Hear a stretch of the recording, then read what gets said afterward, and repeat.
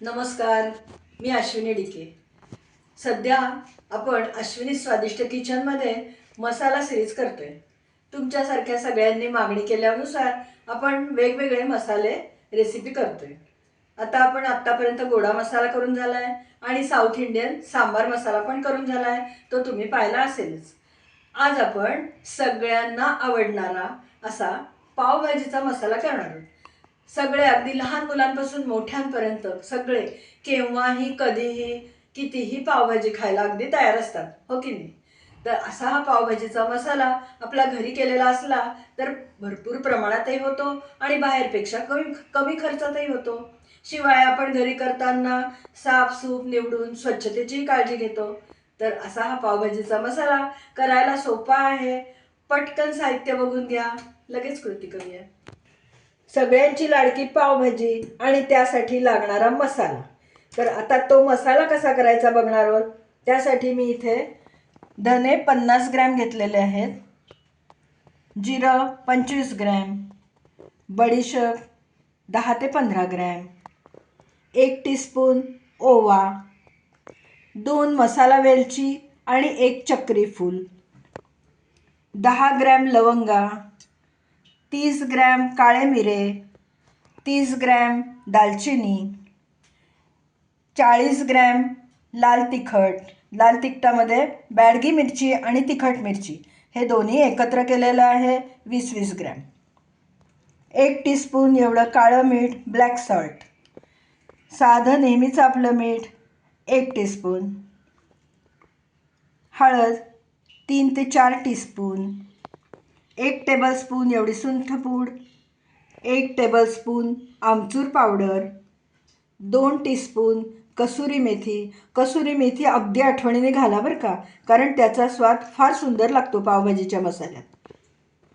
इथे आपण बॅडगी मिरची सुकी ती साधारण 5 ग्रॅम घेतली आहे. ती आपण थोडीशी भाजून मसाल्यात वाटणार आहोत. बाकी आपण कोरडं तिखट पावडर तर घेतलेलीच आहे. 2 तमालपत्र. बास, एवढ्याच सामानामध्ये हा अतिशय सुंदर टेस्टी असा मसाला तयार होणार आहे. आज आपण हा जो मसाला करतोय तो तेलावर भाजत नाही आहोत, कोरडंच सगळं आपल्याला भाजून घ्यायचं आहे. कढई गरम करायला ठेवली आहे, धने घालते त्याच्यात.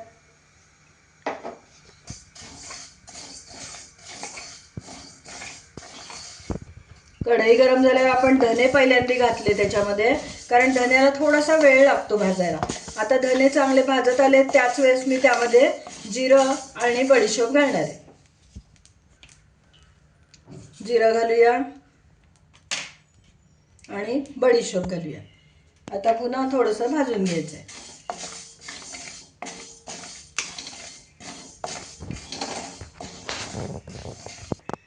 ओवा पण घालते त्याच्यावर.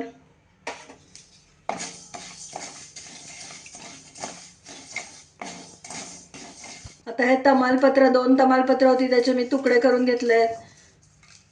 सगळं वेगवेगळ्या वेळेला घालते, कारण प्रत्येकाचं भाजण्याची वेळ वेगवेगळी असते.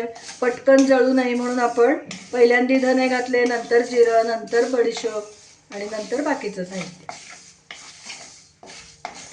छान सगळं भाजून झालंय. आता ताटलीत काढून घेऊया.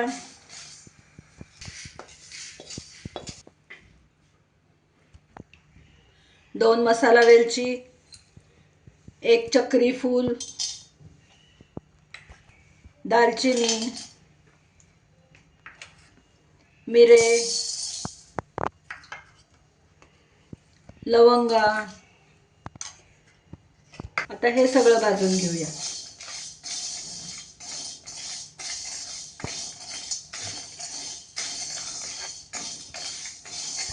काढून घेऊया. लवंग मिरे चटचट चटचट उडायला लागले, छान भाजून झाले.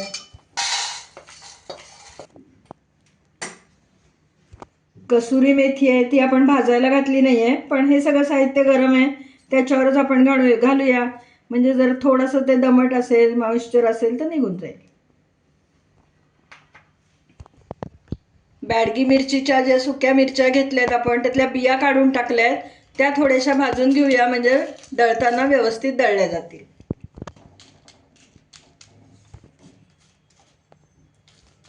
मिरची पण भाजून झाली आहे, ती काढून घेऊया. भाजताना खाली ज्या थोड्याशा राहिलेल्या बिया होत्या त्या निघाल्या आहेत, त्या बाजूला काढून टाकूया. गॅस बंद केलेला आहे, कढई गरम आहे.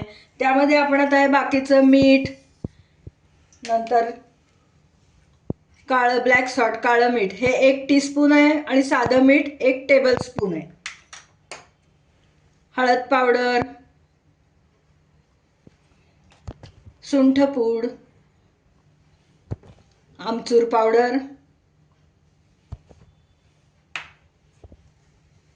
आणि तिखट हे सगळं आपण गरम कढईमध्ये घालतोय. त्यामुळे काय होईल, मिठामधलं तिखटामधलं मॉइश्चर काही असेल तर ते निघून जाईल आणि आपला मसाला टिकायला त्यामुळे चांगली मदत होते.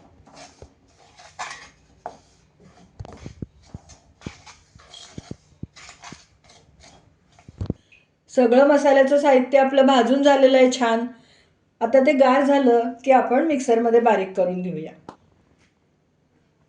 भाजलेले मसाल्याचे जिन्नस गार झालेत, ते आपण बारीक करून घेऊया.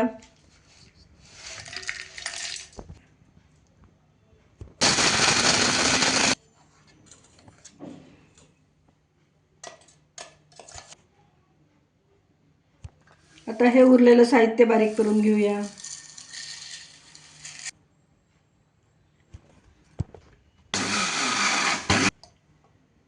बघू शकता छान बारीक झालंय. आता आपण आधीचं दळलेलं जे आहे मसाल्याचं साहित्य ते यामध्ये घालूया.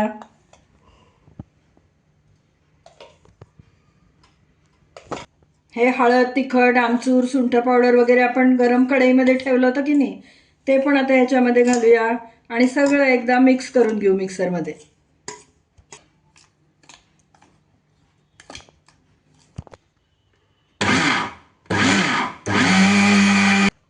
काय सुंदर तयार झालाय बघा आपला पावभाजीचा मसाला. रंग तर अप्रतिम आणि वास इतका सुंदर सुटलाय घरामध्ये. तुम्ही पण नक्की या पद्धतीने करा बरं का मसाला. आता आपण बाउलमध्ये काढून घेऊया. सर्वांची लाडकी पावभाजी, तर तिचा पावभाजीचा मसाला आज आपण केलाय, हो की नाही. आज आपण जेवढं साहित्य घेतलं होतं त्या साहित्यामध्ये बरोबर 250 ग्रॅम पावभाजीचा मसाला आपला तयार झालाय. या पद्धतीने तुम्ही पण पावभाजीचा मसाला घरी करून ठेवा, म्हणजे केव्हाही मुलांनी हट्ट केला, कोणी पाहुणे येणार असतील, मुलांचे फ्रेंड्स येणार असतील, तरी तुम्ही अगदी लगेच पावभाजी करू शकता. मी तुम्हाला म्हटलं तसं बाजारातून पावभाजीचा मसाला विकत घेण्यापेक्षा घरी केला तर तो खूप कमी खर्चामध्ये आपला तयार होतो. अतिशय स्वादिष्ट, चविष्ट आणि अगदी एकदम टिपिकल पावभाजीच्या वासाचा असा आपला हा पावभाजीचा मसाला तयार झाला. तुम्हाला जर आजचा पावभाजीचा मसाल्याचा व्हिडिओ आवडला असला, ही रेसिपी आवडली असली, तर व्हिडिओला पटकन लाईक करा आणि लिंक जास्तीत जास्त लोकांमध्ये शेअर करा. अजूनपर्यंत तुम्ही माझ्या चॅनलला नवीन असलात तर चॅनल सबस्क्राईब करा आणि तेव्हाच शेजारचं बेल आयकॉनही दाबायला विसरू नका, म्हणजे वेळोवेळी पाठवलेली नोटिफिकेशन्स तुमच्यापर्यंत अगदी लगेच पोहोचतील. पुन्हा आपण नवीन अशा छानशा स्वादिष्ट, चविष्ट अशा मसाल्याच्या रेसिपीनी लवकरच भेटूया. तोपर्यंत धन्यवाद.